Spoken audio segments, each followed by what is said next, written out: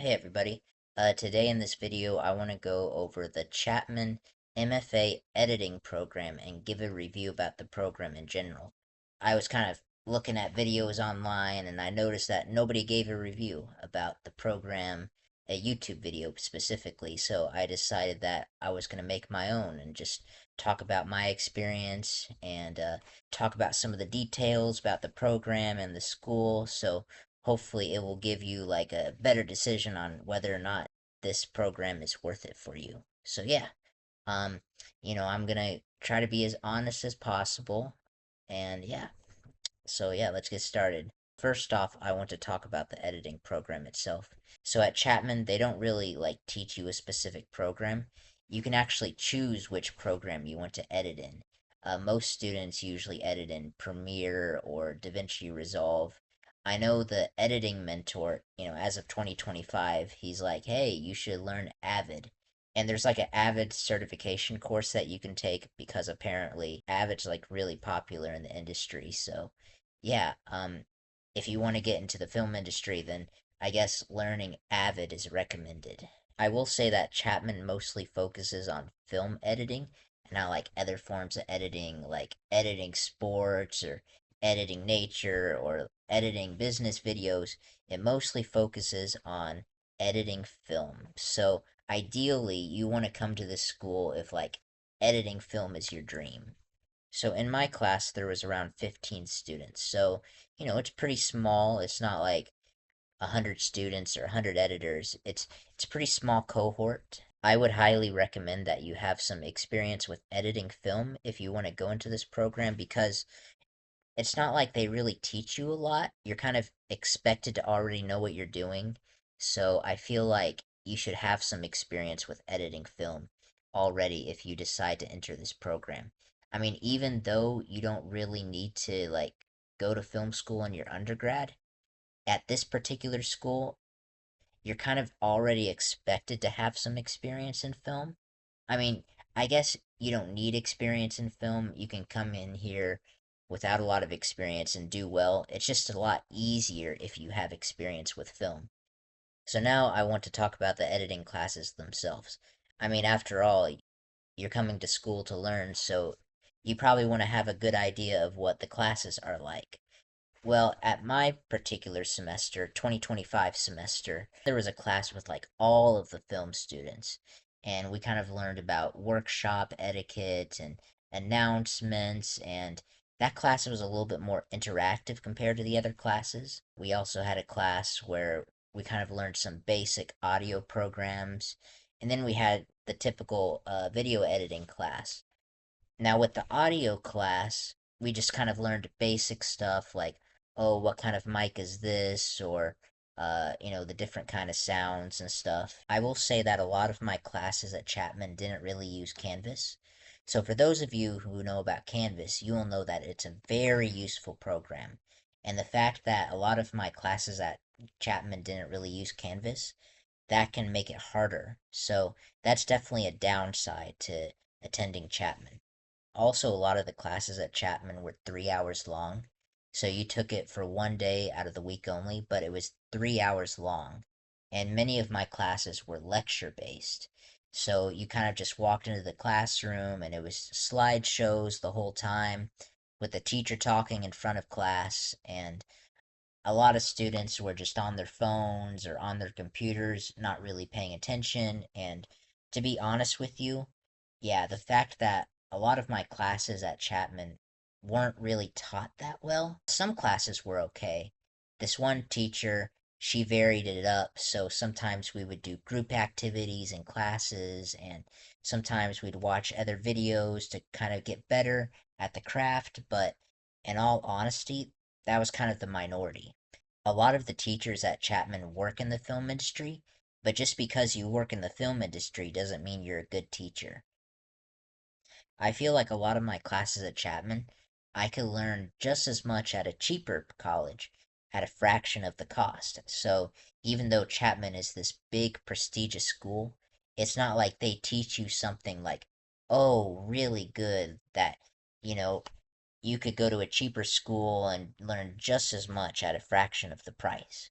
I will say one thing about Chapman University is that, so I've been to four different colleges, and it seems like Chapman is one of those where students are a lot more friendly and chatty. Like before and after class, a lot of students will be sitting outside the classroom and talking to each other and striking up conversations, and it seems like a very social environment.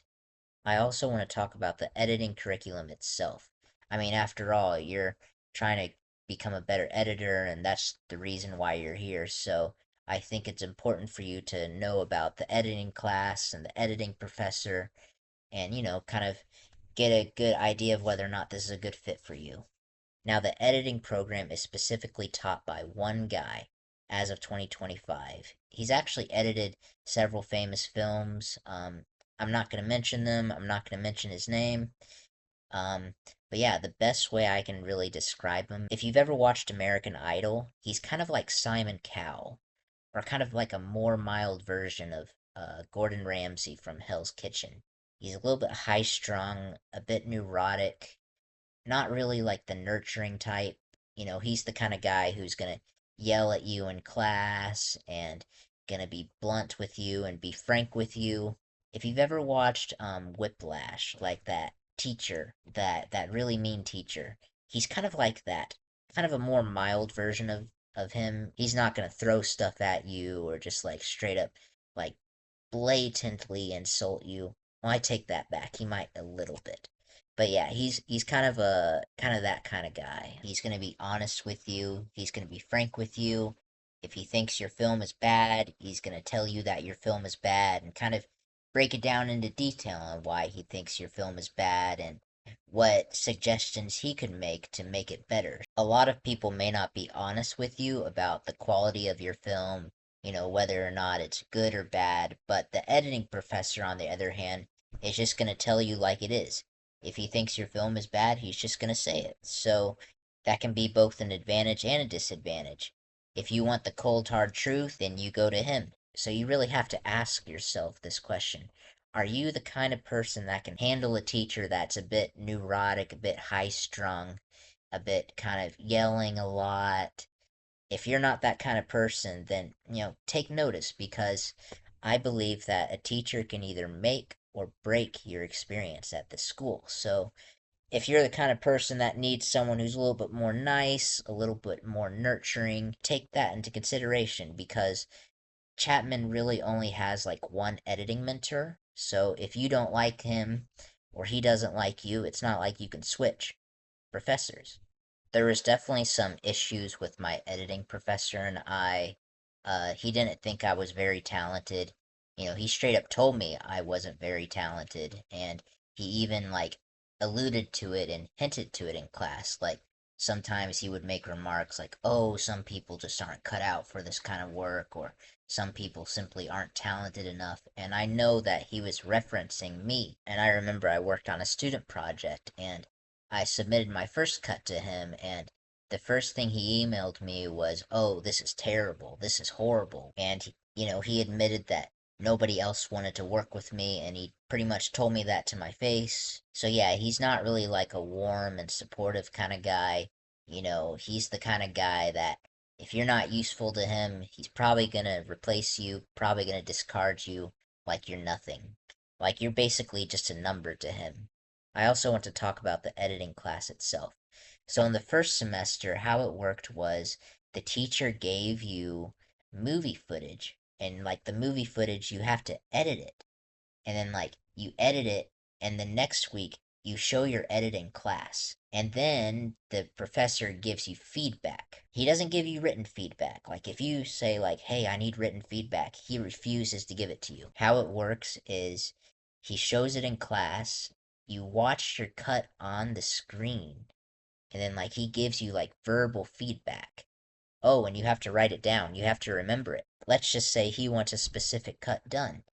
And then if you don't add that specific cut in the next cut, like you have to submit multiple cuts. And if you don't make the changes that he wanted in the next cut, oh, he's gonna yell at you. He's gonna be like, "What the heck are you doing?" In the second semester, it was a little bit different. Like we didn't even like learn anything at all. He never even gave us any homework. It was just basically like watching other people's movies, and then just like giving feedback, like, oh, do you like this movie? Do you not like it? And then just giving feedback. So whether or not this class is worth it for you depends on what you're looking for. So if you're looking for like a more technical class, like how to get better at Adobe Premiere or how to make specific cuts, and you kind of want like a hands-on, like working on the computer, no, this class isn't like that at all. In this class, you're not even using computers at all. Like you're just sitting on a couch and watching cuts, and then the editing mentor, he just gives you like verbal feedback on what might be good, what might not be good. So if you don't really learn that way, it may be harder for you to succeed. The program's also a little bit more cutthroat and competitive. I mean, after all, it is kind of the master's program, so you're kind of expected to already be at a professional level. Like, if you do bad on an assignment, not only are you at risk of like failing, but like you're also at risk of being replaced. So now I want to talk about Orange County itself, where the Chapman University is located.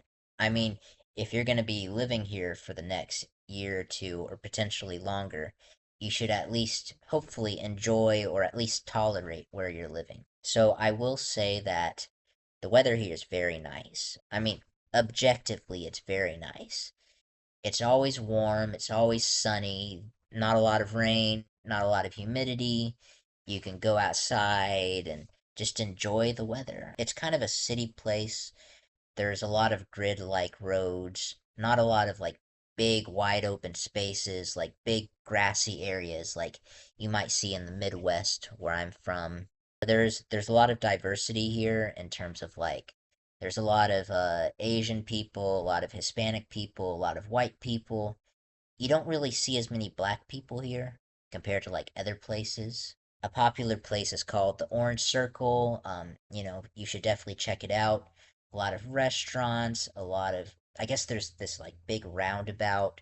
So if you're into shopping, if you're into restaurants, if you're a big food person, you might enjoy that place. Another nice thing about Orange County is that it's home to Disneyland. So if you're really like big into Disneyland and oh, you want to go there all the time and you want to get like a season pass, that's definitely a nice thing about living in Orange County as well. If you're into baseball, the Angels are also very nearby. They're very near Chapman. And the beaches are nearby, so if you're like into beaches and you're all about the water life, that's definitely a nice thing about living in Orange County as well. So now I want to talk about the film projects. So how it works is you're kind of put on a team with other people from like different specializations. So there's a director, there's a writer, there's an editor, there's a sound person, and they're all kind of like teamed up together to like make their own specific film. So you will be the editor on that specific film. You're already expected to have some film experience when you work on these projects because you will be given a lot of footage and your job is to sync it all together and just like edit with a whole bunch of footage and kind of piece it all together. And yeah, so having some experience with film editing or yeah, just being good at that kind of stuff is definitely going to help. And in my opinion, there's not really like a ton of resources to help you if you get stuck. So like in my undergrad program, for example, they had like PLA office hours and teacher office hours, and there's this Discord group where you could go get help if you needed it. But Chapman doesn't really have these resources as much. So if you're struggling and you don't know how to make a specific cut or you don't know how to do a certain thing, you're kind of expected to do the research yourself. People help you out of their own goodwill rather than like a requirement. I now want to talk about the internships at Chapman and what internships are available and what opportunities are available. I don't really have a lot of experience, but only because like I dropped out after the second semester. But during my time there, I know that there was like a career center for exclusively Dodge students. If you needed help to find internships, you could go to that career center and they could kind of help you out. They're not really going to find jobs or find internships for you. That's really on you. But they do kind of have some resources that they can guide you to. So, for example, as of 2025, there was a Facebook group where they would post like job openings. So if there was like a specific job you were looking for, you can go on that Facebook page and you can click the links to anything that appeals to you. They would also encourage you to reach out to people and try to network yourself, especially if you're in the editing profession, because I think with editors, there's not as many like jobs readily available, so you kind of have to do some networking. So yeah, thanks for watching my video. I hope this was very informative for you, and hopefully it will help you make a better decision on whether or not attending this school is right for you.